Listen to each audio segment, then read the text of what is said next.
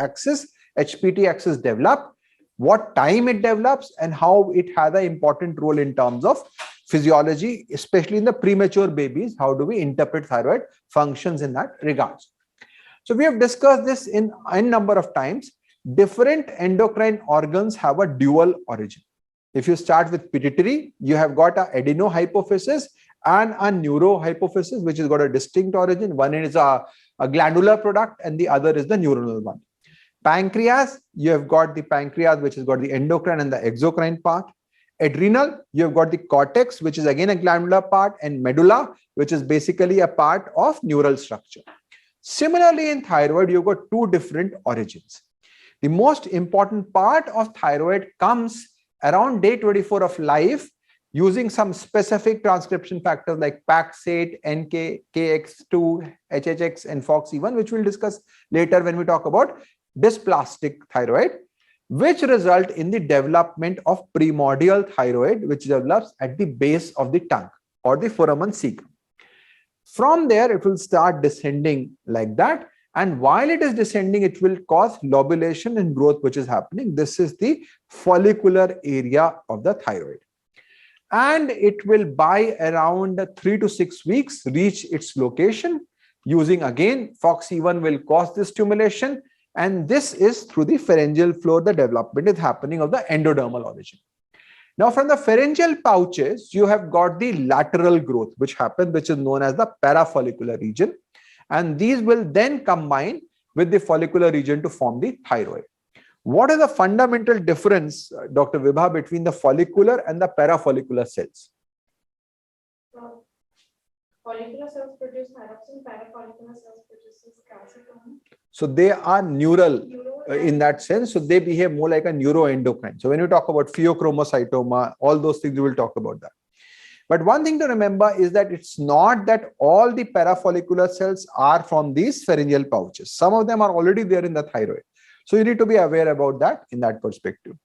Now, this process of descent from the foramen cecum to the thyroid gland will result in the formation of a thyroglossal cyst, which should obliterate. If it is not obliterating, it can cause problems, infections, malignancy, other things subsequently from migration in that regards.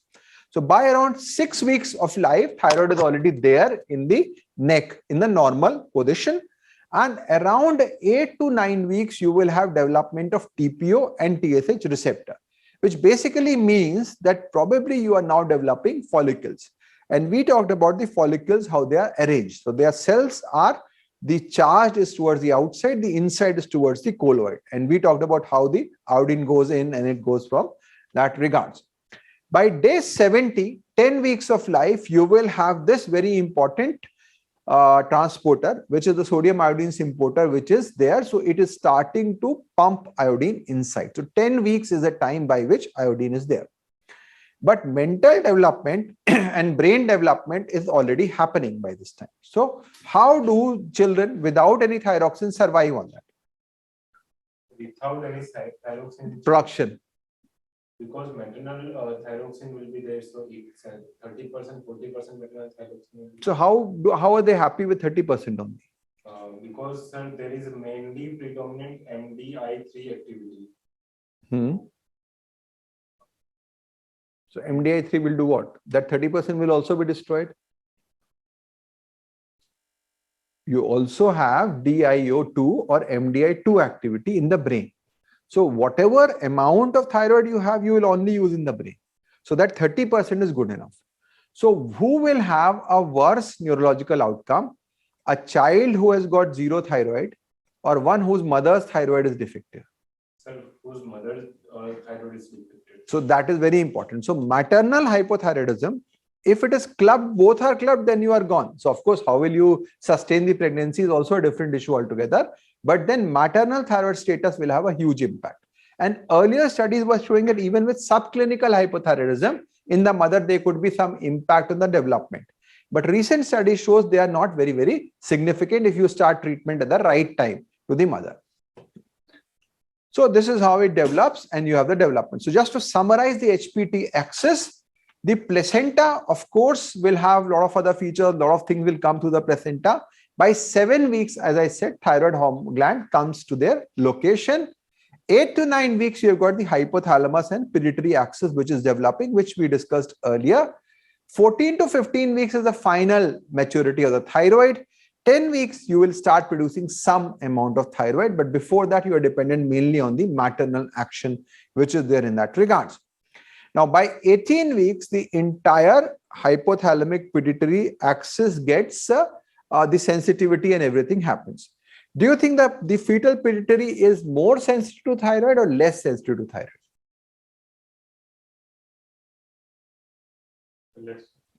Because when you see, when I'll show how the hormones increase, all the hormones increase.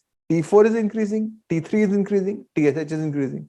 What does it mean? There is an insensitivity there. So all the negative feedback, that means, will take time to develop. This is what happens in terms of mini puberty post birth. We said that you have removed that, but because negative feedback has not happened, that's why it is going in the positive direction. So there is a fetal insensitivity which is there in the pituitary, which improves over time, which will be there, which is important from that regards. Now, what about the materno-fetal axis? And this is very important from a lot of perspectives. So we know that for the fetus to survive, mother has to supply thyroid. Now, how will they produce more thyroid? One mechanism is that it's there in the placenta itself. Placenta is secreting HCG. What will HCG do, Sayan? HCG will work on the TSH receptor and thereby increase the T4 production. So HCG will increase the T4 and it will suppress TSH. So in general, in pregnancy, we say TSH levels go down by 1 milliunit per liter, and that is important from that clinical perspective. What else will be the effect of pregnancy on maternal thyroid? Total TBG increases. Because estrogen goes up, your thyroxine binding globulin will go up, so your thyroid requirement will go up. So what are the reasons? So when we talk about pregnancy, we say 30% to 50% increase in thyroxine requirement happens. One is because you need more, you have to give it to the baby. Second, your TBG is going up, so your bound fraction will become more. And third is?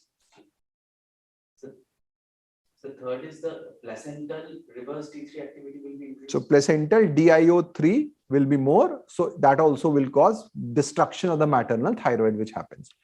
So now this is one mechanism. So you will have a higher level of total T4, but FT4 will be the same or slight rise will be there. And TSH levels will basically be on the lower side, which we discussed in that regards.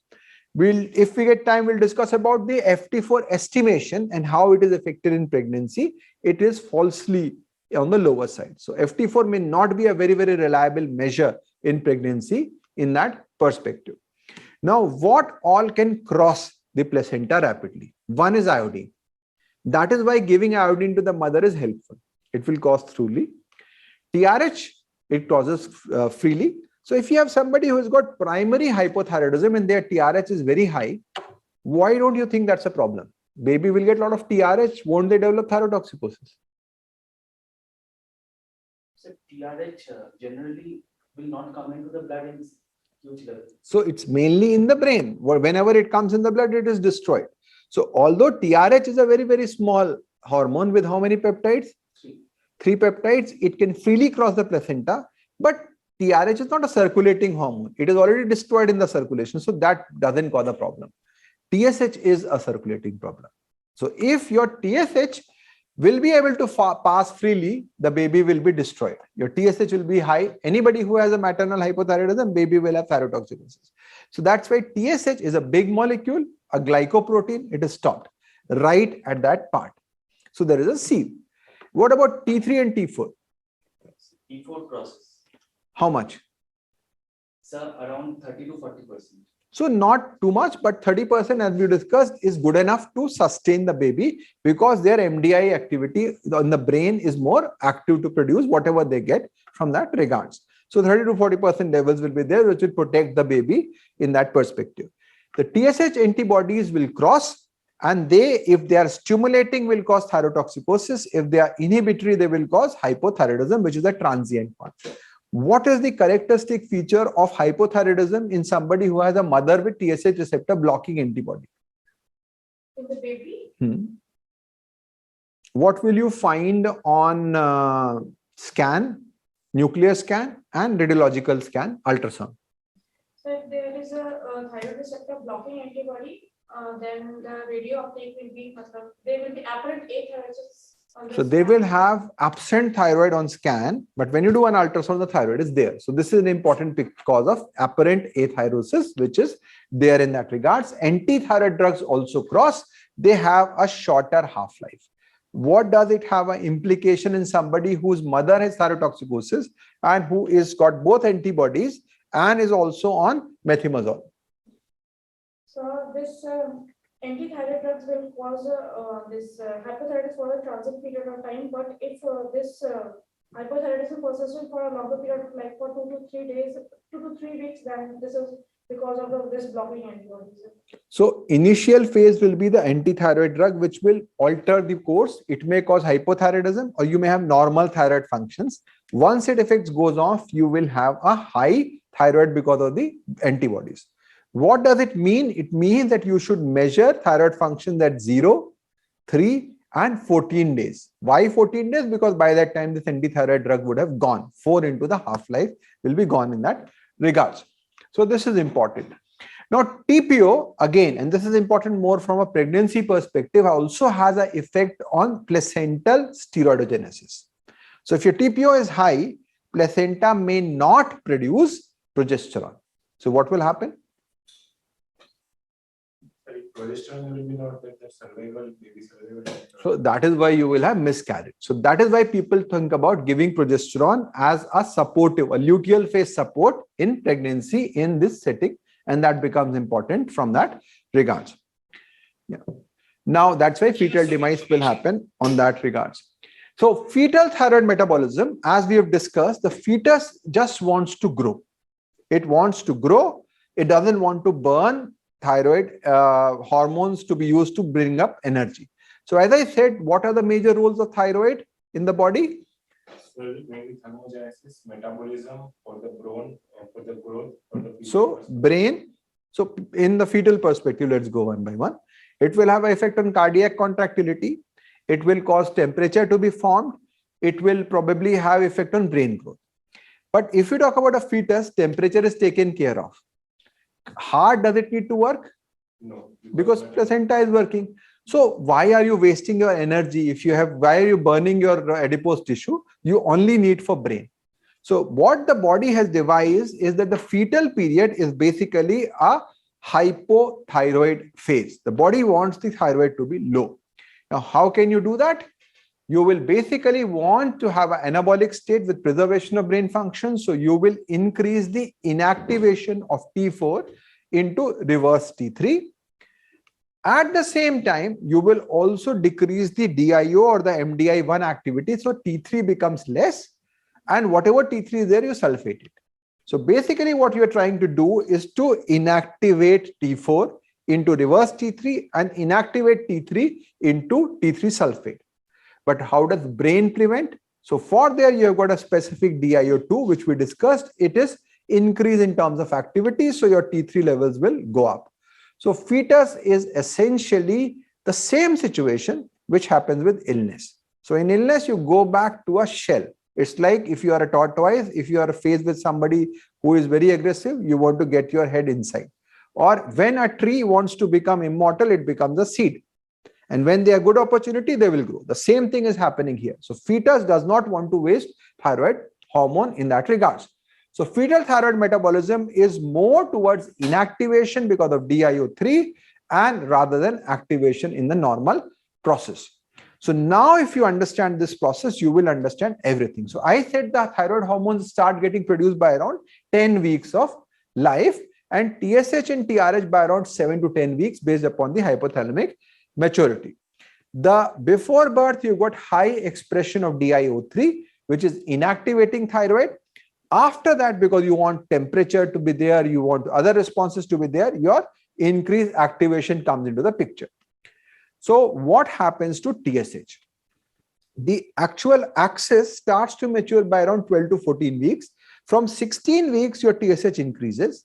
And by term, it is always above the mother. So mother's TSH will be lower, baby's TSH will be on the higher side. And then you see, of course, there is a big surge which happens postnatal and then it becomes normal. Now, what will happen to T4 levels? So T4 will be actually high because of the. So T4 will be at in the initial phase. It will be slightly low. So they will be substantially lower. And as time progresses, the T4 levels will increase also, and then you have a surge also. What about T3? Will T3 be paralleling T4 or not? Parallel. Why? Don't you have a MDI3 there? T3 then very high because, but it is only specific to the brain. So blood T3, that's what I'm asking about. Blood T3 will not be high. Blood T3 will start getting high only around the term. So there is a discrepancy between how your T4 is going up versus how your T3 is going up. So what is going to be high? TSH is going to be high. TSH is high anyway. T4 is going to be high. And reverse T3. RT3 will be high. And what will happen to RT3 around term? It will coming down. So this is how it happens. So that's why your T4 is high, but a lot of it is getting converted to RT3. At around 30-34 weeks, it starts to come down because that is the time when body is preparing. Okay, now I need more T3 coming in. So this is a very, very important picture, and this will be very relevant if you're looking at a premature baby. Because in premature baby, the body hasn't got time to mature. So as you see from 30 weeks onwards, there is a subtle change. You already have that MDI3 activity or a DIO3 activity going down. So T3 is going down slowly, RT3 is going down, and T3 is going up. So if somebody is born around 28 weeks, 30 weeks, 32 weeks, you will have a confusing clinical picture. You will have a low T3, very importantly, a high RT3. T4 may also be on the lower side because it is also rising. So you haven't got the time for it to rise. And TSH surge will not happen because it's too early, it's not got that maturity there. So what will that biochemical picture of low T3, low T4 and a normal TSH look like?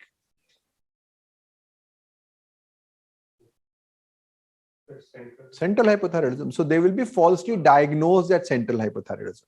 But that may actually be a protective mechanism. If you give them thyroxine, you will say a lot of energy will be lost. Maybe cardiac problems may be there. So it may not be prudent to treat transient hypothyroxemia of prematurity. This is the term which is used for this condition, which we'll discuss subsequently from that regards. Now, what happens postnatally? So as soon as your birth happens, suddenly the body needs more thyroid. Till that time, they were happy that I don't want much thyroid. Suddenly, what is happening is that you need thermogenesis, you want catabolism and all those perspectives. You need lipolysis, everything. So what will happen, Cyan, here? So the TSH surge will happen. And after that, the T4 and T3 will follow it, and reverse T3 will decrease. So what will happen in the metabolism pathway? So the DI3 activity will decrease, DI1 activity will increase. So you are now shifting towards more action. The body wants more thyroid. So you will have an increase in the DIO1 activity, decrease in DIO3 activity. Sulfation will go down. So now your T4 is entirely shunted towards T3. Earlier, it was towards RT3 and T3 sulfate, now towards T3. So this shift is important from a physiological perspective, which becomes relevant. So postnatal thyroid metabolism is associated with thyrotoxicosis. You develop, so from hypothyroidism, you've gone into thyrotoxicosis. These are all both physiological. I'm not saying they are pathological, but from a low thyroid to a high thyroid. So this is what happens very quickly. But to have this good surge, you need body to prepare. That is why if you have a premature baby, their peak will not be very good enough in that regards. So this is what happens. Your DIO3 comes down, DIO1 go up, and you go in that regards. And this is what happens just in the perinatal phase. So what you are seeing is that there is a rapid surge in TSH, and that surge in TSH causes an increase in T4 and T3 also. But there is a difference, Dr. Vibha, between what we are seeing in the solid lines for term versus the broken lines for the premature. What difference are you seeing? So the search for the TSH in the premature is less. And And T4 increases also less. So you may diagnose them, one, if they are sick, and I'll talk about a sick euthyroid just a bit later, you will say they have central hypothyroidism like picture. Second, what will happen if somebody has a primary hypothyroidism and he is premature?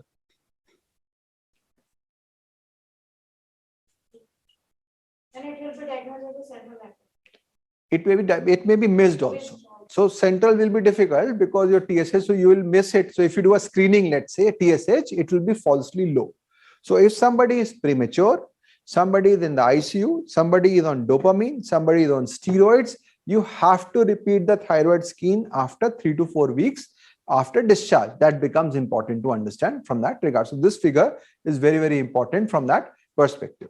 So now to summarize, in prematurity, you will have more activity of MDI2, which is there. DIO3 activity is more also. So more RT3, you will have low TSH, low T4, low T3, and you will label this more like a central hypothyroidism. But again, no need for treatment in that perspective. And brain, as I said, is protected because you've got the conversion, and then your T3 will go up. What will happen with TSH? After recovery, during recovery, TSH will be increased. So it is picture like subclinical hypothyroidism. So it will behave like that perspective. So it's a physiological state. Treat only if the TSH is more than 10 in the initial phase.